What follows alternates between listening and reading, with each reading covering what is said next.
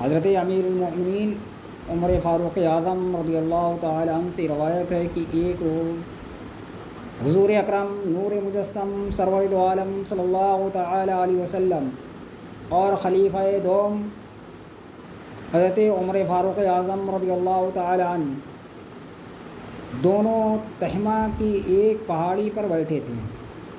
اچانک ایک بوڑھا ہاتھ میں عصا لیے ہوئے حضور اکرم نور مجسم سرور دو عالم صلی اللہ تعالی علیہ وسلم کے سامنے حاضر ہوا اور سلام عرض کیا۔ حضور نے جواب دیا اور فرمایا کہ اس کی آواز جنوں کی ہے۔ پھر آپ نے اس سے دریافت کیا، فرمایا تو کون ہے؟ اس نے عرض کیا، حضور میں جن ہوں، میرا نام حامہ ہے۔ حامہ کون ہے؟ حامہ ابلیس کا پوتا ہے۔ وہ کیسے؟ ابلیس کا بیٹا لاقس، لاقس کا بیٹا ہیم، ہیم کا بیٹا حامہ ہے۔ حضور نے فرمایا کہ تیرے اور ابلیس کے درمیان 2 پشتیں ہیں، اچھا یہ بتاؤ تمہاری عمر کتنی ہے؟ اس نے کہا، یا رسول اللہ، اللہ نے جتنی عمر دنیا کی دی ہے اتنی ہی عمر میری ہے، یا کچھ تھوڑی کم ہے۔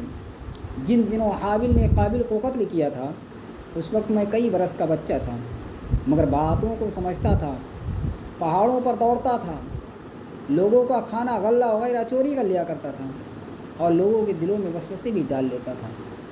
حضور نے فرمایا، تب تم بہت برے ہو۔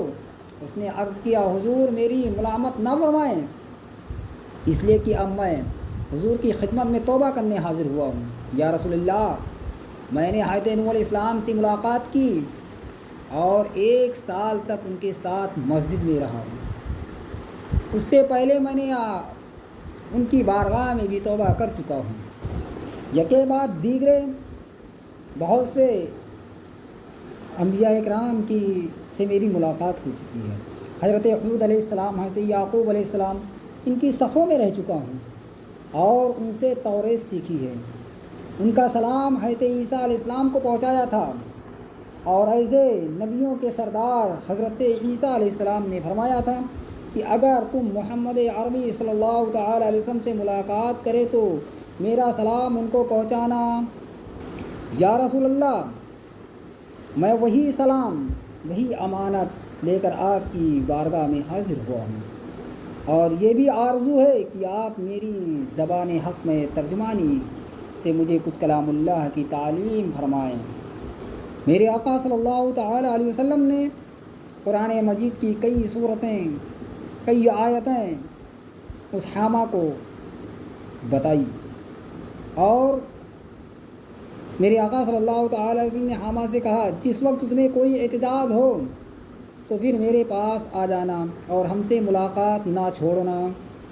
حضرت عمر فاروق اعظم رضی اللہ تعالی عنہ فرماتے ہیں کہ حضور اکرم صلی اللہ تعالی علیہ وسلم کے وصال فرمانے کے بعد لیکن حامہ کی بابت پھر کچھ نہ فرمایا۔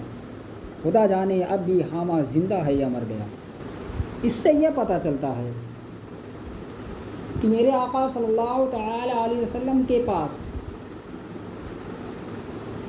جنات، جنوں کے سردار بھی میرے آقا صلی اللہ تعالی علیہ وسلم کی خدمت میں حاضر ہوا کرتے تھے، سلام و کلام کیا کرتے تھے، اور دین مصطفیٰ میں داخل بھی ہوا کرتے تھے۔ بہت ایسے جن ہیں جن کو میرے آقا صلی اللہ تعالی علیہ وسلم نے کلمہ پڑھایا ہے، اور بہت ایسے لوگ بھی ہیں جو جناتوں سے بدتر ہیں، جنہیں میرے آقا صلی اللہ تعالی علیہ وسلم نے کلمہ پڑھایا، اور میرے آقا صلی اللہ تعالی علیہ وسلم کی تعظیم و تقدیم کے انکار کرنے والے لوگ ہیں، جن کے بارے میں اعلیٰ حضرت فرماتے ہیں، آج لے ان کی پناہ، آج مدد مانگ ان سے، کل نہ مانیں گے قیامت میں اگر مان گیا، کل نہ مانیں گے قیامت میں اگر مان گیا۔ انہیں جانا انہیں مانا، نہ رکھا غیر سے کام، انہیں جانا انہیں مانا، نہ رکھا غیر سے کام، للہ الحمد میں دنیا سے مسلمان گیا، للہ الحمد میں دنیا سے مسلمان گیا۔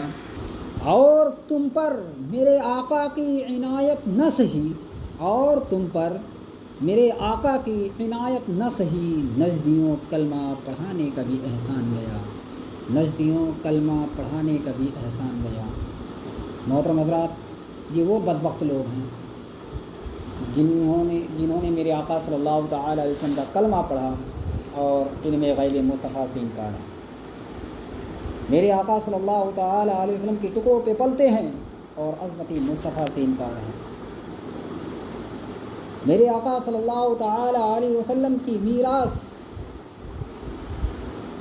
میرے آقا صلی اللہ تعالی علیہ وسلم پہ نازل ہوا قرآن پڑھتے ہیں، مگر میرے مصطفیٰ صلی اللہ تعالی علیہ وسلم کے عشق سے انکار۔ مندروں کا پرساد کھاتے ہیں مگر میلاد مصطفیٰ سے انکار۔ یہ وہی لوگ ہیں جن کے دلوں پر اللہ رب العزت نے مہر لگا دی ہے، صم بکم عمی فہم لا یرجعون کی۔ دوستو، جو میرے آقا صلی اللہ تعالی علیہ وسلم کی بارگاہ میں حاضر ہوا تھا، جس کے بارے میں قرآن کہتا ہے وَإِذْ قُلْنَا لِلْمَلَائِكَةِ اسْجُدُوا لِآدَمَ فَسَجَدُوا إِلَّا إِبْلِيسَ أَبَىٰ وَاسْتَكْبَرَ وَكَانَ مِنَ الْكَافِرِينَ۔ مگر ابلیس جنت میں رہتا اور فرشتوں کا استاد تھا، مگر آدم علیہ نبینا کے سجدے سے انکار ہوا، اللہ رب العزت نے اسے جنت سے نکالا اور اس کے کافروں کی صف میں کھڑا کر دیا۔ مگر یہ ایسے بدبخت لوگ ہیں کہ میرے آقا صلی اللہ تعالی علیہ وسلم کی شان میں گستاخیاں کرتے ہیں، دھوکہ کرتے ہیں۔ میرے اعلیٰ حضرت فرماتے ہیں چمک تجھ سے پاتے ہیں سب پانے والے، میرا دل بھی چمکا دے چمکانے والے۔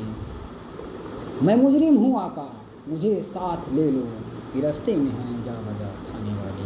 میں مجرم ہوں آقا مجھے ساتھ لے لو، کہ رستے میں ہیں جا بجا تھانے والے۔